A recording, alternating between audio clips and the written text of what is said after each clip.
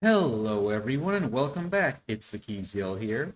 Today, I'll be reacting to Chaos, the Commissar's Guide to Warhammer 40K by Old Man Lore Stories and Theory. As always, I highly recommend that you check out Good Old Man's channels. He makes awesome stuff, and both he and the people who help him out with this, such as his wife, the Hospitaller, do excellent work.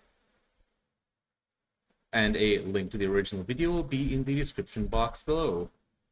If you enjoy watching this with me, I'd appreciate if you like, comment, subscribe, and if you want, you can join the Discord. It's the easiest way to send in your request to me. But without further ado, let's begin. It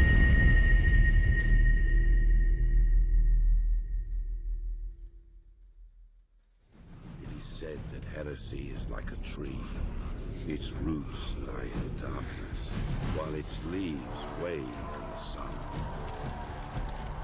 You can prune away its branches, even cut the tree to the ground, but it will grow again, ever stronger. Such is the nature of heresy, and why it is so difficult to destroy. Some may question my right to destroy a world of 10 billion souls.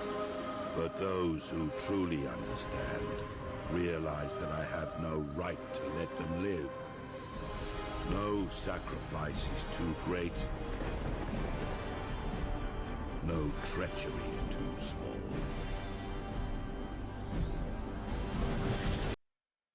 You see, this is one of the reasons why, for those who don't know, Inquisitors have to be really careful about Chaos because, well, while it may sound a bit extreme to say that innocence proves nothing, it is very much the case that Chaos cults can be quite subversive and can start out in ways where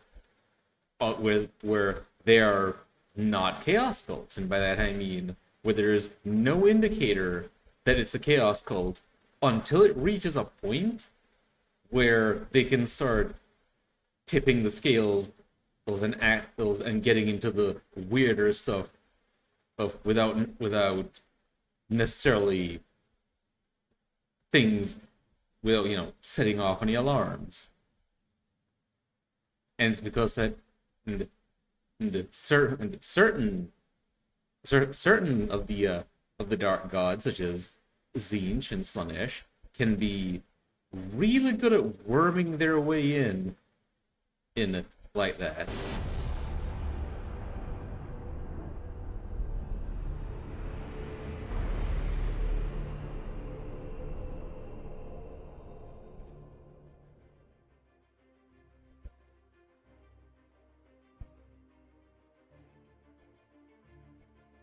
It is not often that you're going to hear about what I'm going to speak about. In fact, the knowledge of what I'm about to go over is something you'd be far better off not knowing. It's knowledge that few would actually want to admit. The last time I spoke to you like this, I told you about who we are as humans, where we come from. Today, I'm going to talk about the very thing we can't escape from. The one thing we can't rid ourselves of. It's the poisoned well we drank from, the tainted meat that we eat, the polluted air that we breathe. The very thing that makes us human fuels it. The very essence of our soul is tied to it. The biggest threat to our existence, yet deny it to us and we would not be who we are. It surrounds us, binds us to it, and should it feed, should it grow, should it rear its head suddenly with conviction, there is nothing we should not do to eliminate its threat. Understand this. As you listen to me, you're going to learn things that would warrant the death of planets to know. You may have heard of the Inquisition, the Imperium's watchdog organization. You may have heard that it overreacts, that it sanctions the death of worlds on a whim, that it kills billions of innocents to punish a few hundred. Rest assured, if you had put my finger on the trigger, if you had put my hand on the lever, If it were my world that would condemn a world to death, I'd do it as well, without hesitation. I would scour a world of anything capable of thought. Why? Because the great enemy, Chaos, is the most dangerous threat we have ever faced. It's a persistent enemy, one that's always there, whispering in the back of our minds. It offers peace for the tired and sick. It offers excitement to those lost in the mundane, strength to the weak, and change to those who would revolutionize. It offers respite, and that which you would never have. And in the morass that is the Imperium, it is so very tempting. In the Imperium, the existence of Chaos is kept so closely guarded that to even know of what I'm saying now is enough to seal your fate.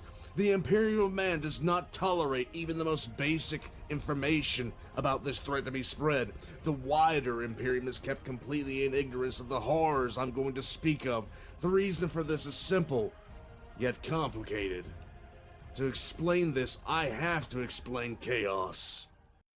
Which, what he's referring to as well is the fact that when entire Imperial Guard regiments who have fought of Chaos and show no signs of being influenced by it will still they'll be put to death at times by the Inquisition just to make sure that there's no chance of the knowledge of Chaos or any potential lurking taint in spreading anywhere.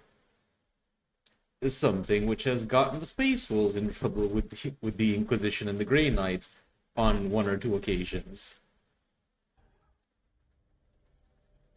The parasitic realm attached to her own, the Immaterium, feeds off every emotion and action that has existed since the first single-celled organism registered the first sensation. Ever since that time, in the dawning of life in the universe, the warp has slowly yet steadily fed on psychic energy that is fed to it. All life feeds the warp. Ever since the very first impulse that drove organic life, it has fed. From a lizard snatching a fly, to evolution itself, all the way to the cataclysmic wars that have rocked the galaxy to its foundation. The amount of energy is subjective to how powerful the spirit of any species is within the Immaterium. It might come as a surprise to you to learn that the warp itself is naturally placid. Its surface, if you could call it such, is naturally calm, without the massive turbulence that exists today. In any sane galaxy it would be. In any sane galaxy it should be. I think it goes without saying our galaxy is far from sane. The warp, as I have said, is a parasite. Like any parasitic organism, it looks to feed on whatever can provide it with the most energy. Over billions of years, the warp has created its own offspring, lesser versions of itself, all part of the greater whole. Time is meaningless in the Sea of Souls, yet time is vital. That which did not exist until yesterday has always existed. That which was destroyed never was to begin with. It's confusing, I know. Paradoxes within paradoxes. But when it comes to the Immaterium, the first thing to realize is that the gods within it have always been there. Always. Are they really gods? The answer is yes, and the answer is no. It's very easy to attribute these terms to the creatures in the warp. As for some, that is exactly what they are. They can influence our reality, create storms in the warp so violent they break the veil between reality and their unreality. Their offspring, what we call demons, can enter our reality given enough energy exists to sustain them. Are they really gods, though?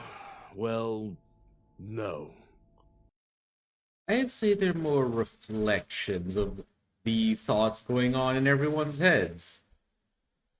And in a way, I'd say the warp is less, parasitic. And it's it's a bit complicated because the warp does feed off of things that happen in the material realm, the thoughts, emotions, and actions especially when those actions involve worship. But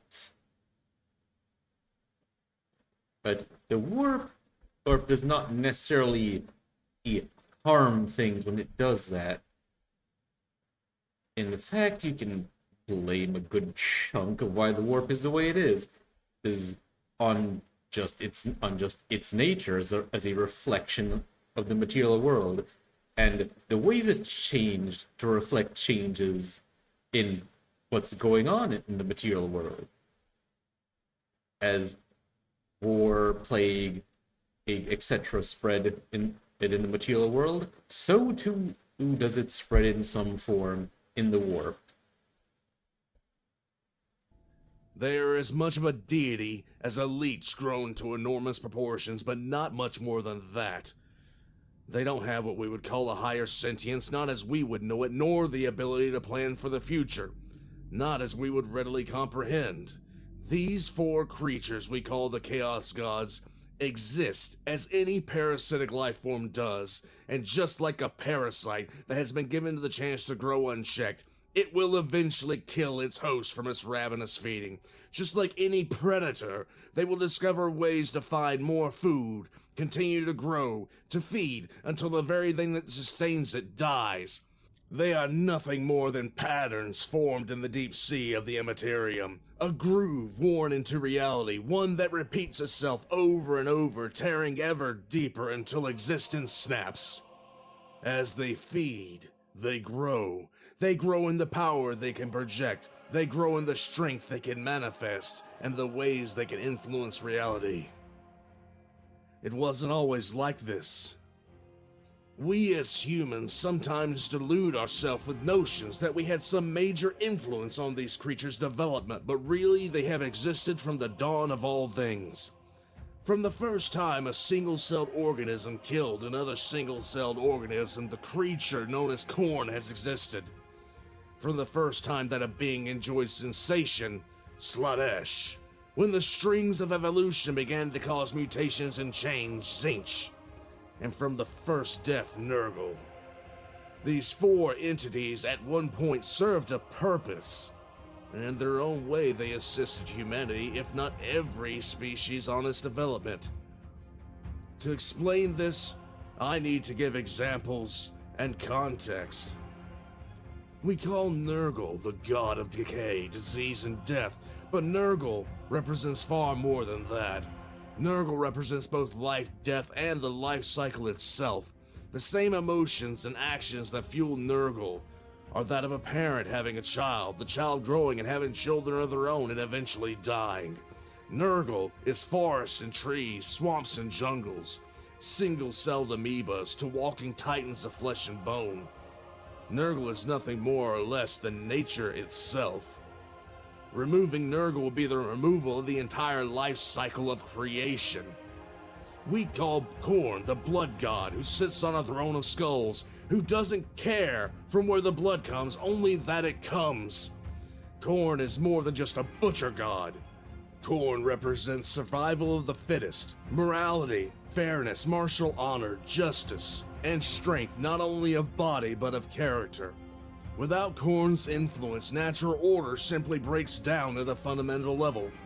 Out of the four, Khorne represents order more than any of them, representing the force needed to establish a society out of lawlessness through strength alone. We call Tzeentch the Changer of Ways, who grants his followers sorcerous powers, but not all change is bad. Without him, there would be no reforms, no new ideas, schemes, and no push to notice things that aren't right and need to be changed in the first place. Tzeentch's evolution, not only of physical forms but also ideas. We call Slaanesh the Prince of Pain, she who thirsts, and the Lord of Excess. Slaanesh is also sensation, joy, despair, attraction, creativity, and sadness. Slaanesh draws power from this, as well as other aspects of the other three. Khorne may influence the warrior and draw power from that warrior defeating an enemy, but the satisfaction of defeating the enemy also feeds Slaanesh. Nurgle represents and draws power from diseases that infect. but the despair of the sick also fuels Slaanesh. Tzeentch may influence a revolution and a nation, but the thrill of it also belongs to Slaanesh. Slaanesh could be considered to be made of raw emotion, and influence is the same in others. None of this sounds particularly bad. As a matter of fact, none of it is particularly an evil thing. In fact, in many cases, what makes life worth living is bound to these four beings. This is why they exist. These emotions and actions that are made from life and the things that give life structure as well as meaning. These four beings, the gods of chaos, provide the means and influence for these sensations to be felt, for these actions to be carried through, for the parent to cry tears of joy or sadness, for the warrior to find his honor and keep it close. On knowing this, the first question is why? Why is the Immaterium, why is chaos considered the great enemy? What could be so threatening about this? About the Immaterium itself? None of this sounds evil. At worst, it's purely neutral. That's the thing. Part of how the Chaos Gods work, as he mentioned earlier, is that, well, and the reason why he says it's parasitic is because, like an animal, well, the Chaos Gods seek to feed and to grow. Spreading their influence, same way an animal might want to spread its genes by procreating. And all of this that they do is akin to base instinct. Something that is not inherently evil. In fact, it is perfectly natural when you consider that. The problem is that like an untrained animal that only operates off of instinct, following these desires, especially when the Chaos Gods paradoxically have the intellect to make plans at times, especially the changer of ways, the great schemer Tzeentch, and his ever increasingly more complex plan. And they will end up killing what feeds them if they're allowed to run rampant. But just like the fallen Eldar Empire has shown, when there is a way to establish some sort of control over this. The Eldar were able to harness the warp for their own designs for untold millennia, since the fall of the Old Ones and the Necrons going into their slumber. And chaos was only a problem after their society collapsed because they fell into decadence. So for those who know its secrets, the warp can be a font of great power. You just have to know the precautions to take. So what is it? What makes these four so dangerous? What is it that makes chaos itself so dangerous? The fuel of these warp entities, these chaos gods, are actions, events, and raw emotion. The more powerful the emotion, the stronger the response of others to what has happened, the more food that is produced. The more connected psychically to the warp the individual is, the more energy is created. The Immaterium is parasitic, and a parasite does not moderate itself. It will not slow itself down nor stop out of a sense of propriety or planning for the future. The parasite will continue to feed. It will continue to grow, and it will not stop feeding voraciously as long as it continues to be fed. No amount of fuel is never enough. No amount ever sates them. The more extreme, the more devastating, the more horrifying, the more treacherous. The parasite doesn't care how damaged the host is. It simply realizes that more food comes when conditions are met, then seeks to make more of those conditions. An echo that constantly refrains, and with each reverberation twists and distorts until it drowns out everything else. The warp, since the collapse of the galaxy-spanning human civilization, has been flooded with every manner of horror that has done nothing but gorge these creatures to bursting. Prior to the start of the Age of Strife, the warp was becoming more and more turbulent due to the actions of the Aldari Empire. Depraved acts of the purest hedonism, the complete disregard for restraint, and the pursuit of nothing but pure sensation, from a species so psychically gifted that in the warp they appear as bonfires to our candles. It threw the warp into abject anarchy. When the Age of Strife began in earnest, the feeding frenzy of the Chaos Gods began in earnest, and it has never truly stopped. Genocides wiped out entire planets in bloody warfare, from the highest echelons of power to the beggar on the streets, to survive meant to change and adapt, to scheme and plot. Devastating plagues ravaged the stars from one end of the galaxy to the other end of the galaxy, wiping out entire populations and bathing worlds in fear and horror. All the while the Aldari Empire continued to descend into further and further debauchery. I have said before, and I will say it again, the beings in the warp have always existed, and yet haven't. Names are powerful things.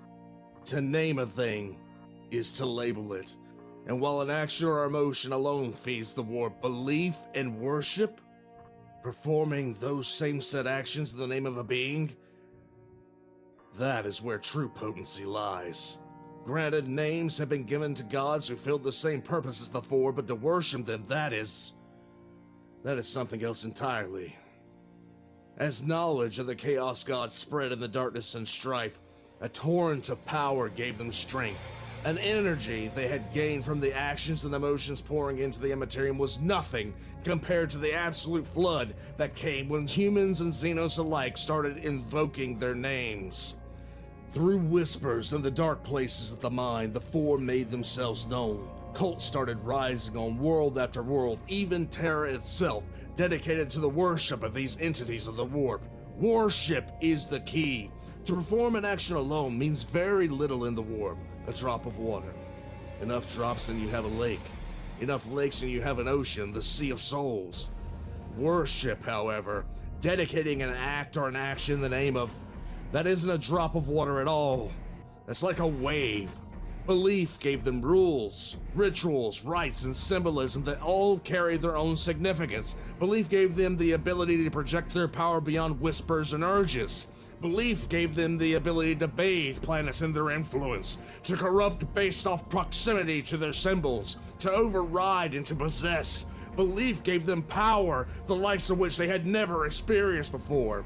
A deluge of the rawest and most extreme actions and emotions surged into the Immaterium. Plagues of Nurgle turned verdant paradises into swamps infested with disease. Warriors charged into the defenseless with blades and axes, screaming blood for the Blood God. Psychers dominated entire planets for the Lord of Change, and the Aldari society began to hear a name that just came to them as they pushed the boundaries of sensation and excess, joy and agony, bliss and suffering even further.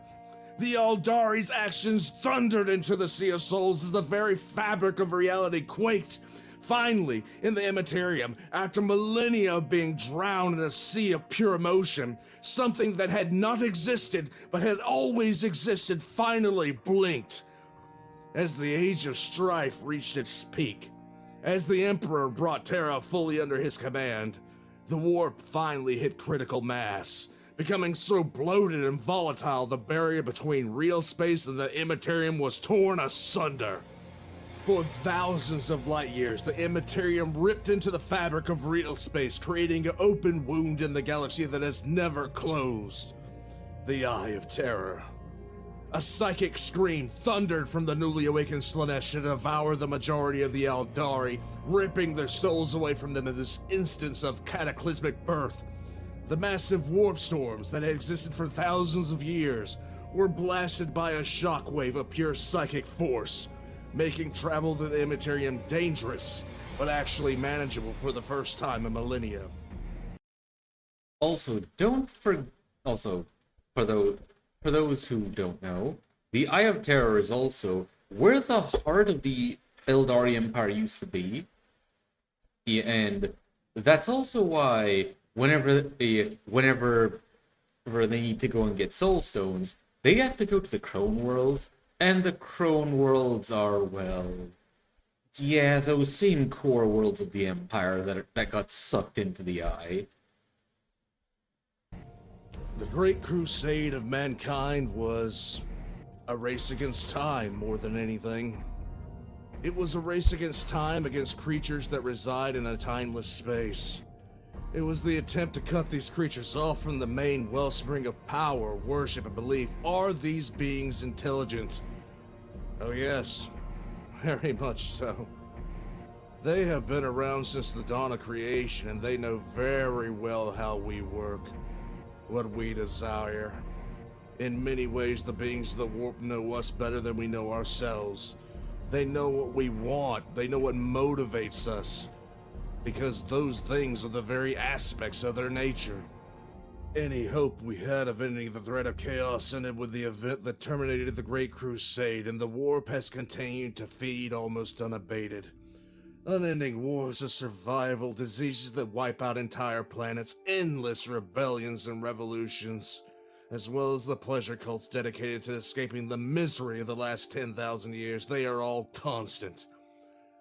The energies of these conflicts pour unchecked and unceasing into the Immaterium, and the parasites within, these chaos gods, are not content with the feast of power and souls they have devoured so recklessly so far. During the Age of Strife, they learned to tempt, to influence, to use their power to corrupt. True, Tzeentch could cause a pure revolution of ideas to sweep across the galaxy. It could use its influence to pull the galaxy into a peaceful coexistence through non-violent revolutions and subtle planning. Khorne could invest the galaxy with an upsurging and urging for a strict martial code, banding the more civilized groups against the dangerous Xenos by using their shared warrior ethos. Nurgle could wave his hand and turn the blasted worlds and wastelands into lush paradises beyond the wildest dreams of the most ancient of species, and Slaanesh could usher in a culture of artisans and musicians to bathe the galaxy in beauty and shared passions. But that would require the gods of chaos to be what they are called. Gods.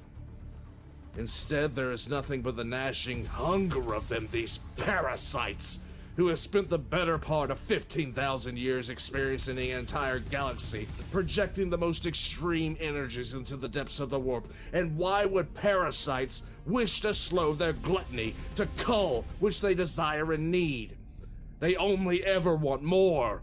Have you ever wondered why the Inquisition acts with such a heavy hand once chaos is discovered? Why an entire planet can burn over the actions of a small few? It's because that small few can usher in an apocalypse. With rituals whispered to their ignorant and eager ears, those few could summon a storm of power that would wash over unprotected minds. Those few could bathe the planet in the worst aspects of their god, creating a horror that could easily be spread, could easily multiply, and an infection that could swallow an entire sector and more, and bathe all of it in the purest hells your mind could imagine.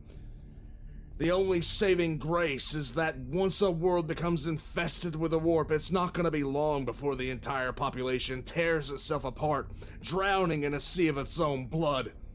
Chaos turns upon itself given enough time and burns out. But the threat of that infection spreading is enough to warrant the death of billions to prevent it from spreading. It feeds upon itself, so the smallest of cracks can end up toppling the greatest of empires.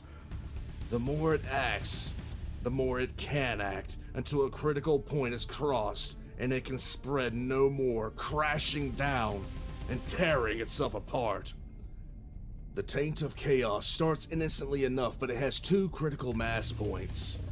There will be a single person who first is afflicted, who finds himself suddenly taken in by some new knowledge, some new sensation or behavior. They'll start amassing a small following. At this point, most times they don't even know where this chain of events will eventually lead. Invariably, left alone, this small group will begin showing signs of ritualistic behavior. Again, it starts off innocently enough. A shared drink, a few spoken words at the start and end of a meeting, a hand gesture among members. These behaviors become commonplace, regular, and expand in meaning and significance. When the first utterances of their patron's name are spoken, it may seem strange. It may have come from a book. It may have come from a dream. This is the first critical point, where the band of friends becomes a cult. The cult will expand slowly, drawing more disaffected members in and inducting them. The rituals that started off so innocently have become more complex, more involved. Eventually, it begins to involve blood, sacrifices, self-harm, or other actions taken that would have appalled the cultists not months prior. The cult may only be a few dozen strong, hundreds maybe, but the wary watcher will start noticing signs that something is wrong. People will go missing. There will be a general unease close to their centers of worship. Rituals become more ruthless. This gradual possession, the build-up to the second critical point, is usually found out. Imperial Inquisitors will be dispatched, and the cult is usually cut out, root and stem, and burned like the infection that it is. The Inquisition is very comprehensive about this. In many eyes, they overstep the need. Not in mine. The Inquisition knows what comes should the cult survive and reach that final critical point.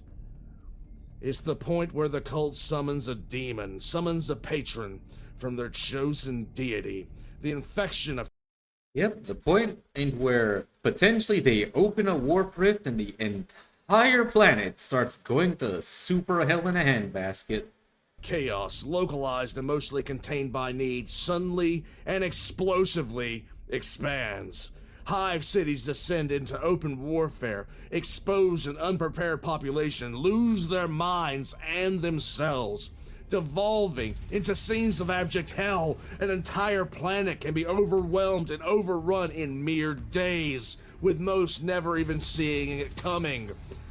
You have never seen horror until you've seen a world lost to chaos. You've never seen the depravity, the brutality, the acts of absolute cruelty. I'm not gonna go into detail, and that's for a good reason. You'd never sleep again at the knowledge of what people will do to lifelong friends, family members, and lovers when the taint of chaos is upon them.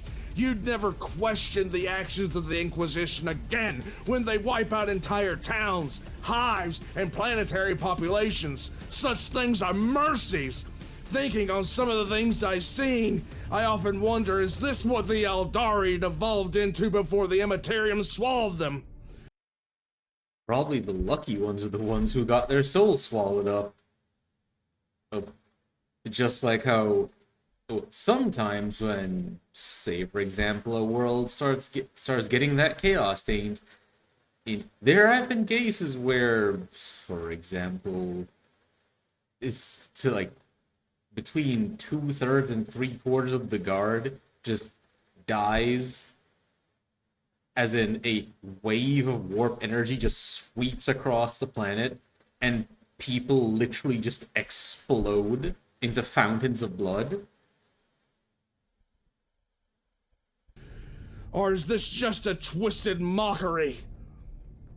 After seeing only one such planet and knowing that if left unchecked the infection would spread, I don't even flinch hearing acts of genocide being carried out by the Inquisition. You'd be thanking them on your knees if you weren't wrapped up in the delusion of your own morality!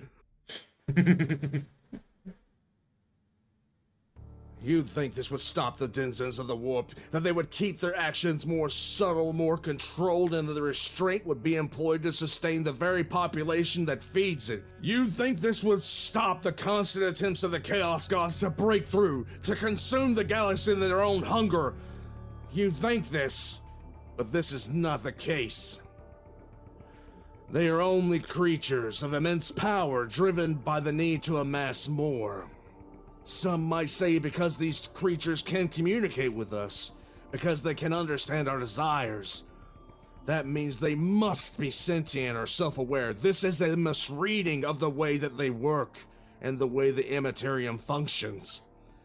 Over millennia, these parasites have learned new ways to get the energy that sustain them, and now, just like a biological response, they hunt for new sources of food to continue to feed, reckless, without restraint, because there are no restraints to put on them.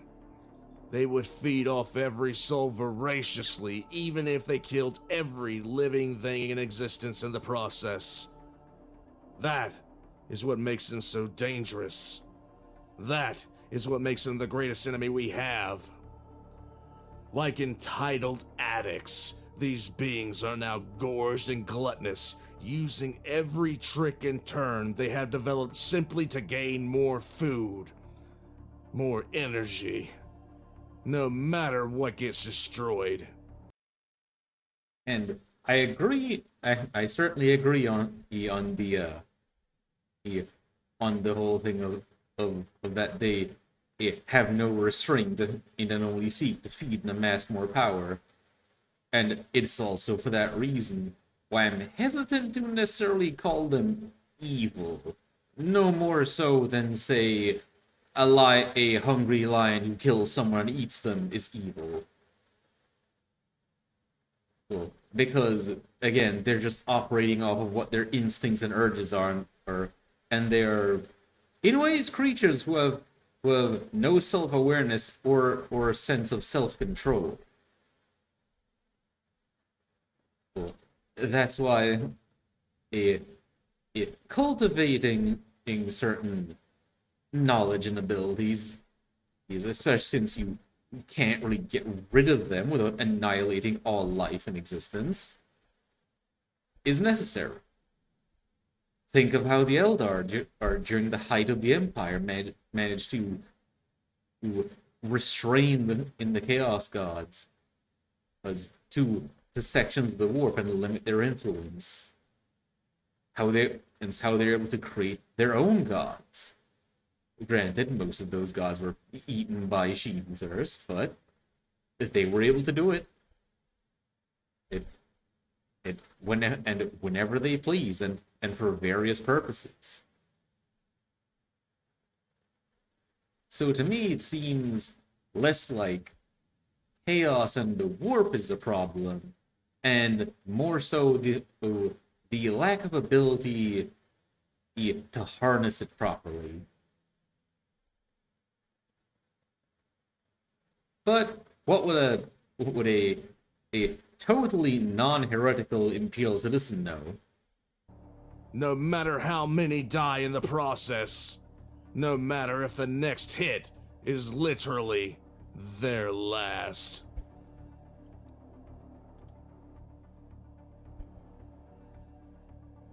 Well, I really enjoyed listening to that. Granted, I had a very similar outlook in many ways, is on how chaos worked to what Old Man mentioned in this video.